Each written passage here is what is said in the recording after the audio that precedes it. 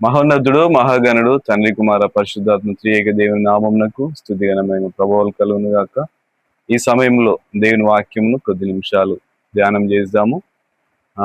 ఇంతకుముందు మనం చదివినటువంటి లేఖనాల ప్రకారముగా గత వీడియోలో తెలుసుకున్నటువంటి వాక్యాన్ని అనుసారంగా కొద్ది నిమిషాలు కొన్ని మాటలు ఈ వాక్యం ద్వారా మనం తెలుసుకుందాం. పరిశుద్ధ గ్రంథంలో నుండి యోహాను గారు రాసిన మొదటి పత్రిక 3వ అధ్యాయం 20వ వచనంలో ఉన్నటువంటి మాటను ఒకసారి చదువుదాం.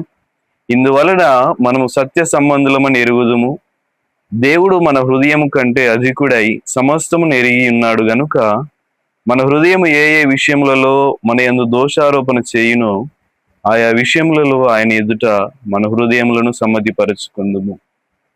చిన్న ప్రార్థన చేద్దాం. మా మంచి కాపురైన మా దేవా, మీకే స్తుతులు స్తోత్రములు రాజా. ఈ సమయంలో కొద్ది నిమిషాలు మీ యొక్క వాక్యమును అందించుటకై నా ఎడల మీరు చూపిన కృపకై మీకే స్తుతులు స్తోత్రములు. ఈ వాక్యం ఎవరైతే వినబోతున్నారో వారి యొక్క ఆలోచనలను, వారి యొక్క తలంపులను, వారి యొక్క సిద్ధపాటును మీరే సరిచేయమని ప్రార్థన చేస్తున్నాను. దేవా, నాకు పరలోక జ్ఞానము దయచేసి నన్ను బహుబలముగా వాడుకొను. యేసుక్రీస్తు వారి నామములో వాక్య భాగాన్ని ప్రారంభం చేస్తున్నాం తండ్రి, ఆమేన్. గత వీడియోలో మనం తెలుసుకున్నట్లుగా, గత సందేశంలో మనం తెలుసుకున్నట్లుగా, మన హృదయము మన మీద దోషారోపణ చేస్తున్నటువంటి సమయంలో ఏ ఏ విషయములలో మన హృదయం మన మీద దోషారోపణ చేస్తున్నదో ఒక్క విషయాన్ని ఈ సమయంలో మనం తెలుసుకుందాం. ఏ ఏ విషయంలో మన యొక్క హృదయం మన మీద దోషారోపణ చేస్తూ ఉన్నదో ఆయన ఎదుట మన హృదయాలను సమ్మతిపరుచుకుందాం. మరి ఏ ఏ విషయాల్లో మన యొక్క హృదయము మన మీద దోషారోపణ చేస్తూ ఉన్నదో కొద్ది నిమిషాలు ధ్యానం చేద్దాం. దేవుని ఎదుట మన యొక్క ప్రార్థన జీవితం ఎట్లా ఉన్నదని కొద్ది నిమిషాలు ధ్యానం చేద్దాం. మన యొక్క ప్రార్థన జీవితం ఎట్లా ఉన్నది? నీ యొక్క హృదయం నీ మీద దోషారోపణ చేస్తున్నది. ప్రియ బిడ్డ, నీ యొక్క హృదయము నీ మీద దోషారోపణ చేస్తున్నది. ఏమని దోషారోపణ చేస్తున్నారంటే, నీ యొక్క ప్రార్థన జీవితం ఏ రీతిగా ఉన్నది, నీ ప్రార్థన జీవితం ఏ రీతిగా ఉన్నది, నీ విశ్వాసి అయినది మొదలుకొని ఈ దినము ఈ క్షణం వరకు నీ యొక్క ప్రార్థన జీవితం ఏ రీతిగా ఉన్నది, ఒక చిన్న ప్రశ్న నీవు ఈ సమయంలో వేసుకోవాలి. నీ యొక్క హృదయమే నీ మీద దోషారోపణ చేస్తున్నది. ఏమని? నా హృదయమా చెప్తా ఉన్నది. హృదయం నీతో చెప్తున్నది నీ యొక్క ప్రార్థన జీవితం ఏది అని. నీ హృదయానికి నువ్వు సమాధానం చెప్పుకునే రీతిలో నీ యొక్క ప్రార్థన జీవితం ఉన్నదా? ఒక్కసారి పరిశీలన చేసుకునేటువంటి అవకాశం ఎంతైనా మనకున్నది. ఎందుకొరకనంటే కనబడిన ఒక ఆయుధం దేవుడు మనకి ఇచ్చాడు అంటే ఆ ఆయుధం ఏంటంటే ప్రార్థన అనే ఆయుధం మనకి ఇచ్చాడు. ఆ ప్రార్థన అనే ఆయుధం పట్టుకొని మన జీవితంలో ఎంత దూరం అంటే అంత దూరం వెళ్ళొచ్చు. మనకి యాత్ర ముగిసేంత వరకు ఆ ప్రార్థన అనే గొప్ప ఆయుధమును మనం పట్టుకొని మన జీవితంలో ముందుకు వెళ్ళొచ్చు. ఒక మాట నెహెమ్యా గ్రంథంలో ఉన్నటువంటి చక్కటి మాట ఒకసారి చదువుదాం. నెహెమ్యా గ్రంథము 1వ అధ్యాయం 4వ వచనంలో, ఈ మాటలు వినినప్పుడు నేను కూర్చుండి ఏడ్చి కొన్ని దినములు దుఃఖముతో ఉపవాసముండి ఆకాశమందలి దేవుని ఎదుట విజ్ఞాపన చేసి తిని. ఇక్కడ నెహెమ్యా గారు దేవుని సన్నిధిలో చేస్తున్నటువంటి ప్రార్థన మనం చదివినాం. దీనికంటే ముందుగా అక్కడ చెరలో పట్టబడినటువంటి ఆ జనము యెరూషలేము యొక్క ప్రాకారములు పడద్రోయబడినాయి, దాని గుమ్మములు అగ్ని చేత కాల్చబడినాయి. ఆ యెరూషలేము ప్రజలందరూ కూడా చెరపట్టబడిన వారిలో శేషించిన వారు ఆ దేశంలో బహుగా శ్రమను నిందను పొందుతున్నటువంటి ఆ సమయంలో ఆ యెరూషలేము ప్రాకారములు అన్ని కూలద్రోయబడ్డాయి. ఆ గుమ్మములు అన్ని కూడా అగ్ని చేత కాల్చబడినటువంటి ఆ సమయంలో దేవుని చెంత చేరినటువంటి నెహెమ్యా గారు ఏం చేస్తా ఉన్నారనంటే ప్రార్థన చేస్తున్నారు. ఈ మాటలు వినినప్పుడు గుమ్మములు అన్ని కాలిపోయినాయి, యెరూషలేము ప్రాకారములు అన్ని పడద్రోయబడినాయి. ఆ సమయంలో ఈ మాటలన్నీ కూడా వింటున్నప్పుడు ఆయన కూర్చుని ఏడుస్తూ కొన్ని దినములు దుఃఖముతో, ఏ రీతిగా తను ప్రార్థన చేస్తున్నాడంటే కొన్ని దినములు దుఃఖముతో ఉపవాసం ఉండి ఆకాశమందరి దేవుని ఎదుట విజ్ఞాపన ప్రార్థన తను చేస్తున్నట్లుగా లేఖనాల్లో రాయబడ్డాయి. తను ఎందుకు కొరకు ప్రార్థన చేస్తున్నాడు? తన ప్రజల కొరకు ప్రార్థన చేస్తున్నాడు. తన ప్రాకారములు, యెరూషలేము ప్రాకారములు పడద్రోయబడ్డాయి, దాని గుమ్మములు కాల్చివేయబడ్డాయి, దాని కొరకు తను ప్రార్థన చేస్తున్నాడు. తన ఎదుట అదొక భారం వల్లే తనకు అనిపించింది. ఆ భారమును బట్టి ఆయనే సైలెంట్ గా కూర్చోలేదండి.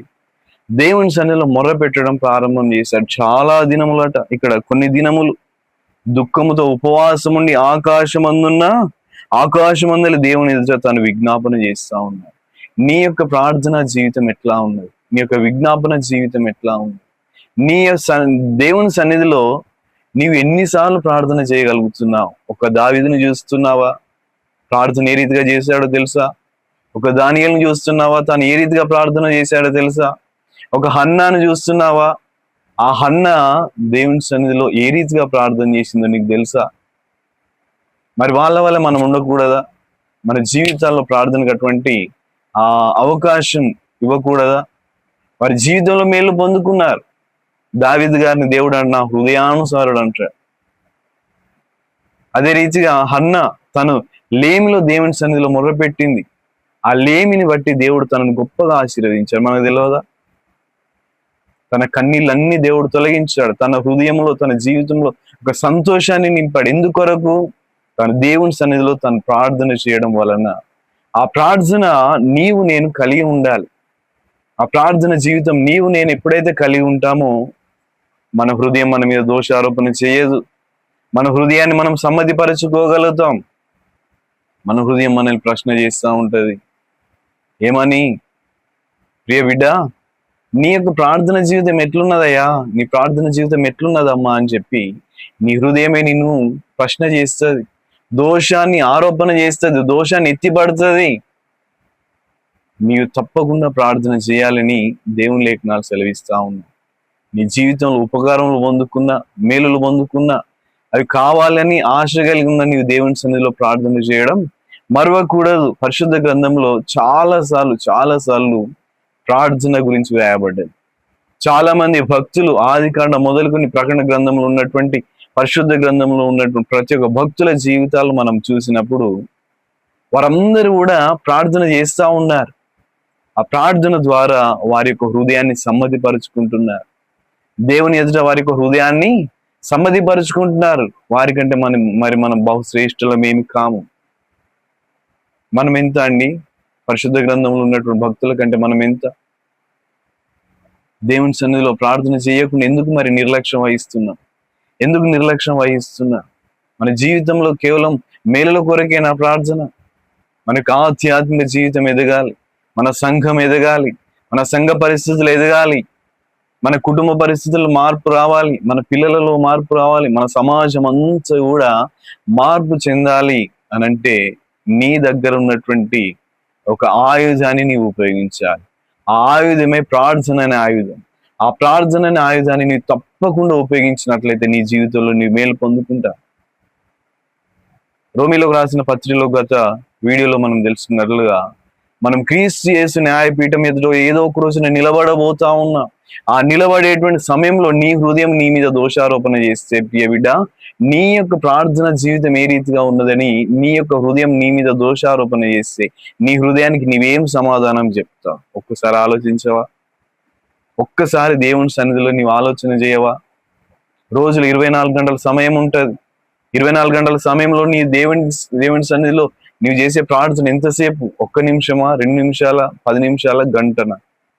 ఎంతసేపు నువ్వు దేవుని సన్నిధిలో ప్రార్థన చేయగలుగుతున్నా? ఎంతసేపు చేయగలుగుతున్నా? దానియేలు సింహాల బోనులో ఉండి సైలెంట్ ఉండలేదండి. తన సమస్య గొప్ప సమస్య తాను ఎదుర్కొన్నాడు. అటువంటి సమయంలో ఆయన సైలెంట్ ఉన్నాడు అంటారా? యోసేపు గారు వాళ్ళ అన్నలందరూ వెలివేసినప్పటికీ పెద్ద గోజులో తనని పడివేసినప్పుడు సైలెంట్ ఊరుకున్నాడంటారా? ఊరుకోలేదండి. ఏ భక్తులు కూడా సైలెంట్ గా ఎవ్వరు ఊరుకోలే. వారి జీవితాల్లో ఉన్నత స్థాయికి ఎదిగినారనంటే దేవుని సన్నిధిలో ఏకాంతముగా వారు ప్రార్థన చేయడం వలనే, వారి జీవితంలో వారు ప్రార్థన చేయడం వలననే గొప్ప స్థితిలో ఈరోజు వాళ్ళని మనం ఎందుకు జ్ఞాపకం చేసుకుంటున్నాం? వారి దేవుని సన్నిధిలో యథార్థంగా జీవించారు. వారి యొక్క హృదయం వారిని నిందించలే. వారి యొక్క హృదయాన్ని వారు సమ్మతిపరిచారు. వారి యొక్క హృదయం దేవుని ఎదుట పరిచినట్లుగా పరిశుద్ధ గ్రంథంలో మనం చదివిన. మరి వాళ్ళకంటే గొప్ప శ్రేష్ఠులమా? వాళ్ళకంటే గొప్ప ఘనులమా? వాళ్ళకంటే గొప్ప భారం కలిగినటువంటి వ్యక్తుల మాదిరి మనం చూస్తే కాదు. దేవుని లేఖనాలు సెలవిస్తున్నాయి. దేవుని న్యాయపీఠం ఎదుట నిలబడబోతా ఉన్నాం. దేవుని దగ్గర మనం సమాధానం చెప్పే రోజు ఒకటి ఉన్నది. ఆ రోజు కొరకు నీ సిద్ధమా? సిద్ధపడదాం ప్రియ దేవుని బిడ్డలారా. ఎందుకొరకనంటే అంత్యకాలంలో మనం ఉంటున్నాం, అపాయకరమైన కాలంలో మనం ఉంటున్నాం. ఏ సమయమో తెలియదు, దేవుని యొక్క రాకడనా లేక మన యొక్క పోకడనా తెలియదు. ఉన్నటువంటి ఈ కొద్దిసేపు, ఈ కొద్ది జీవితం, ఈ కొన్ని సంవత్సరాల కాల వ్యవధిలో దేవునికి ఇష్టమైనటువంటి బిడ్డలుగా బ్రతకడానికి ప్రయత్నం చేద్దాం. అదే రీతిగా దేవుని సన్నిధిలో ప్రార్థనకు అధిక ప్రాధాన్యత ఇవ్వడానికి మనం ప్రయత్నం చేద్దాం. చివరి ఒక మాట చెప్పి నేను వాక్య భాగాన్ని ముగిస్తాను. ఈ భక్తులందరి గురించి మనం చెప్పుకున్నాం కదా, మరి ఈ లోక రక్షకుడైన యేసుక్రీస్తు ప్రభువు వారు మనకు ఒకసారి జ్ఞాపకం రాడండి? ఈ లోక రక్షకుడైన యేసుక్రీస్తు ప్రభువు వారు ప్రార్థన చేయకుండా ఉన్నాడా? తను బాప్తిసం తీసుకున్న తర్వాత అరణ్యంలోనికి వెళ్ళి 40 రోజులు ఉపవాసం ఉండి తను ప్రార్థన చేస్తా ఉన్నాడు. ఈ లోకాన్ని రక్షించడానికి వచ్చినటువంటి యేసుక్రీస్తు ప్రభువు వారే ప్రార్థన చేస్తున్నప్పుడు ఆయన ద్వారా రక్షణ పొందిన మనము ప్రార్థన చేయకుండా ఏ రీతిగా ఉండగలుగుతాం? ఒకసారి ఆలోచన చేద్దాం. ఆయనే ప్రార్థన చేస్తున్నాడు కదా. అదే రీతిగా శిలువ మరణానికి ముందు కూడా ఏకాంతముగా వెళ్ళి తను ప్రార్థన చేస్తున్నాడు. శిష్యులను కొంచెం దూరంలో ఉంచి ఏకాంతముగా వెళ్ళి ప్రార్థన చేస్తా ఉన్నాడు. తను ప్రార్థన చేస్తూ ఉంటే తన బాడీలో చెమటకు బదులు రక్త బిందువులు వచ్చినట్లుగా లేఖనాలు రాయబడ్డాయి. తన శిలువ మరణానికి ముందు కూడా తను వెళ్ళి ప్రార్థన చేస్తున్నాడు. తన ఎదుట ఉన్నటువంటి శ్రమ, ఆ శ్రమను బట్టి దేవుడు తనియని దేవుని దగ్గరికి ఏకాంతంలో వెళ్ళి ప్రార్థన చేస్తున్నాడు. అంతకంటే గొప్ప ఘనులమా మనం? అంతకంటే గొప్ప శ్రేష్ఠులమా మనం? అంతకంటే ఉన్నతమైన వాళ్ళం మనం? ఒకసారి ఆలోచన చేద్దాం. ఎన్నో లేఖనాలు పరిశుద్ధ గ్రంథంలో ప్రార్థన గురించి రాయబడ్డాయి. ఎన్నో సంఘటనలు ఎన్నో ఉన్నాయి పరిశుద్ధ గ్రంథంలో. అవన్నీ మరి మనకు గుర్తురావా అండి? ఒకసారి ఆలోచన చేద్దాం. మన జీవితంలో ప్రార్థనకు ఎంత సమయం మనం ఇస్తున్నాం? ప్రార్థనకి ఇచ్చేటువంటి సమయం ఎంత? మన జీవితంలో ప్రార్థనకి ఇచ్చేటువంటి సమయం ఎంత? ఒక రోజులో నీకు ప్రార్థనకి ఇచ్చే సమయం ఎంత? ఒక వారంలో, ఒక నెలలో, ఒక సంవత్సరంలో నీవు ప్రార్థనకి ఇచ్చే సమయం ఎంత? ఒక్క నిమిషం ఆగి ఆలోచన చేయవా ప్రియ దేవుని బిడ్డ? దేవుడు ఈ సమయంలో నీతో మాట్లాడుతా ఉన్నాడు. నీ ప్రార్థన జీవితం ఏ రీతిగా ఉన్నది? దేవుని ఎదుట నీ ప్రార్థన జీవితం ఏ రీతిగా ఉన్నది? దేవుని సన్నిధిలో నీ ప్రార్థన జీవితం ఏ రీతిగా ఉన్నది? నీ హృదయం నీ మీద దోషాన్ని ఎత్తిపడతా ఉన్నది. ప్రియ బిడ్డ, నీవు ప్రార్థన చేస్తలేవమ్మా, ప్రార్థన చేయి అని చెప్పి నీ హృదయం నీ మీద దోషారోపణ చేస్తా ఉంటే, ఆ దోషాన్ని ఆరోపిస్తున్నటువంటి క్రమంలో అదే రీతిగా ప్రార్థన చేయకుండా నీవు ఏ రీతిగా నిర్లక్ష్యంగా ఉండగలుగుతావు? నిర్లక్ష్యాన్ని వదిలిపెడదా. నీ హృదయమే నిన్ను నిందిస్తున్నది కదా. ఆ నీ హృదయాన్ని నీవు సమ్మతిపరుచుకోవా? దేవుని ఎదుట నీ హృదయంతో సమాధానం చెప్పలేవా? నా హృదయమో నన్ను నిందించకు, నేను యథార్థముగా ప్రార్థన చేస్తున్న ప్రతి దినం దేవుని సన్నిధిలో అని నీ యొక్క హృదయాన్ని నీవు సమ్మతిపరుచుకోలేవా? ప్రార్థన జీవితం తప్పకుండా కలిగి ఉండడానికి ప్రయత్నం చేద్దాం. ప్రార్థన జీవితం మనకు ఎంతో ప్రాముఖ్యం. మన కుటుంబము, మన సంఘము, మన సమాజం, మన ప్రాంతాలు, ఈ రాష్ట్రము, ఈ దేశము, ప్రపంచ దేశాలు అన్ని కూడా మార్చబడాలి, అన్ని కూడా రక్షణలోకి రావాలని అంటే నీవు చేసే ప్రార్థన వల్లనే అది సాధ్యమవుతుంది. ఇది జ్ఞాపకం ఉంచుకో. నీ యొక్క హృదయాన్ని నీవు సమ్మతిపరచుకోవడానికి ప్రయత్నం చేయి. ప్రతి దినము దేవుని సన్నిధిలో నీవు ప్రార్థన చేయడం మరవకుండా అనునిత్యం అదే ప్రార్థనలో నీవు ఉండాలని జ్ఞాపకం చేస్తున్న ప్రియ దేవుని బిడ్డ, ఈ సందేశం వింటున్న మీతో దేవుడు ప్రత్యక్షంగా మాట్లాడి ఉన్నాడని మేము నమ్ముతున్నాం, విశ్వసిస్తున్నాం. అందరికి వందనాలు. మీ యొక్క ప్రార్థన జీవితాన్ని దినదినం మెరుగుపరుచుకోవాలని జ్ఞాపకం చేస్తూ ఈ యొక్క మాటలు ముగిస్తున్నాను. Thank you. God bless you.